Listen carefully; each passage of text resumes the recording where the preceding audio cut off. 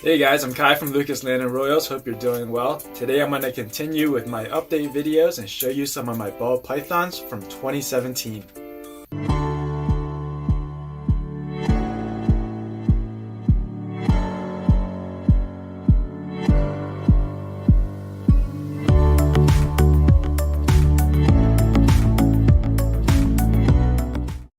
Alright guys, so I updated the intro with a few new snakes. Let me know what you think. Those are actually the ones I want to show you for this video. That about sums it up. Hope you enjoyed it. Thanks for watching, and I'll see you guys next time. Alright guys, so those are not the ones that I want to show you. Those words kind of just rolled off my tongue. But do comment down below. Let me know what you think of the new intro, or at least the new snakes in the intro. So the ones I do want to show you are from late 2017. They were hatched in the November, December months. I don't know why I waited so long to hold back some of the snakes, but I did. It was just a thing that happened.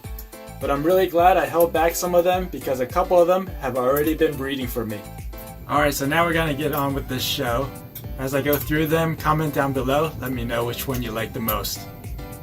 So I'm going to start off with these two. These two are actually both in my intro.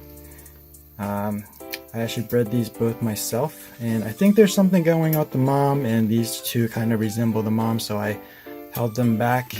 You can see, this part is an excellent example.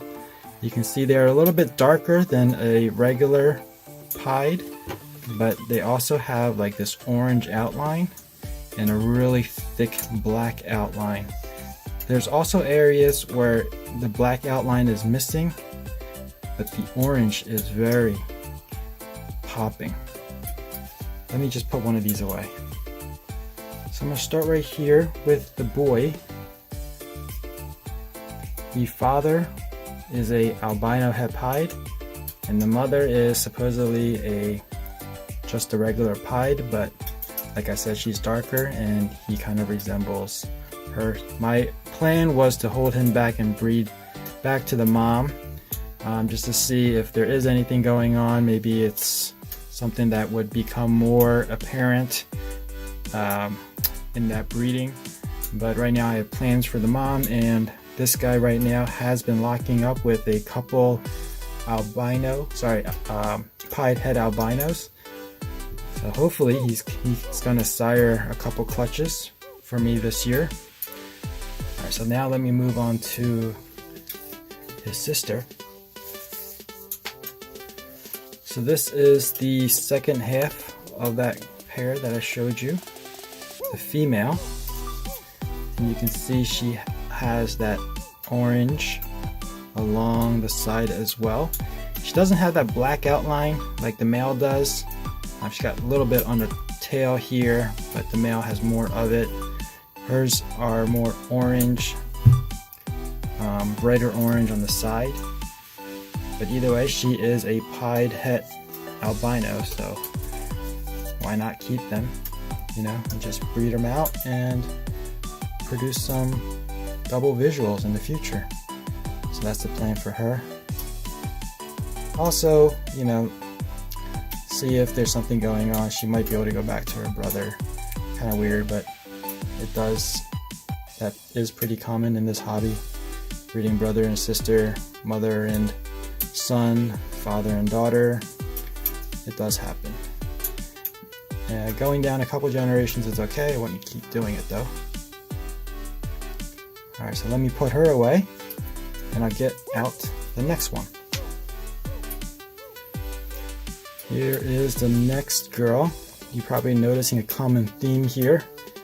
All the ones I'm going to show you are going to be pieds today. This one came to me from Boa Republic. Now, I was just surfing around Morph Market and I happened to see this and I was like, what is this one? And it turns out it was a Enchi pied. At least that's what was listed. You know, I do believe this is an Enchi pied, but this is a really, really nice example of an Enchi pied. Usually when I see Enchi pieds, they're a little bit darker and only the outline has that orange color. So this is a really nice example, and I picked her up. She's an excellent feeder. Excellent snake, beautiful, beautiful snake.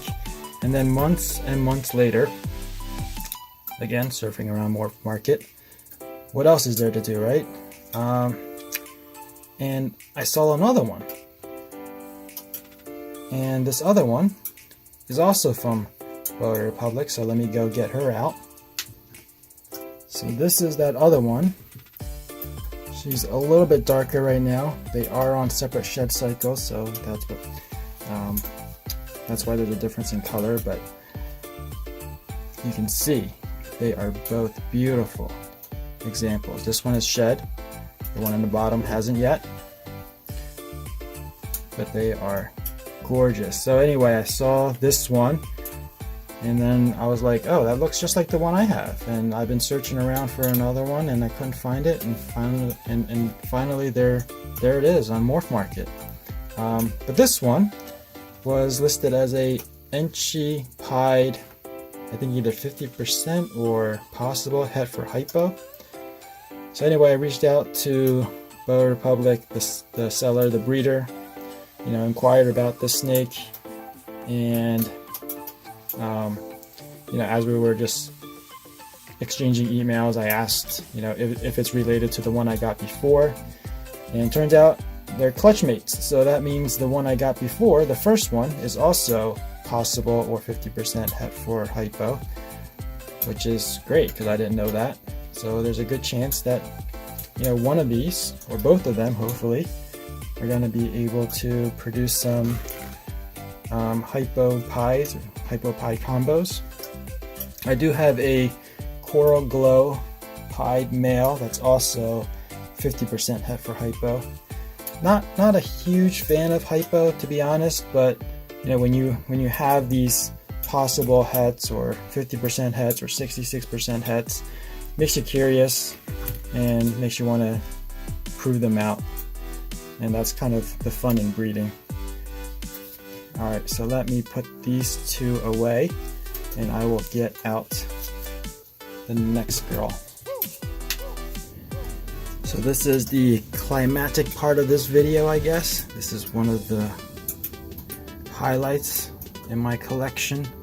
If you don't know what it is a Orange Dream pied, and man is she beautiful.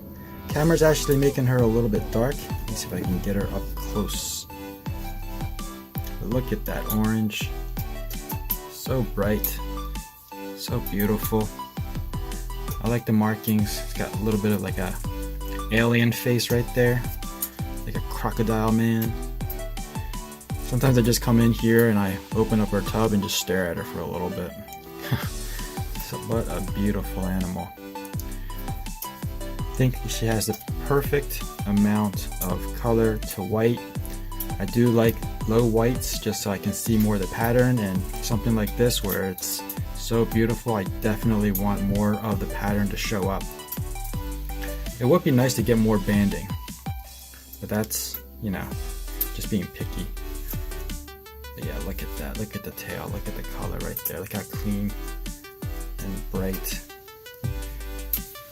The goal is to get another dose of Orange Dream or Enchi or Yellow Belly or multiple combination of those three in here, and I think that would really make this animal, that would be crazy.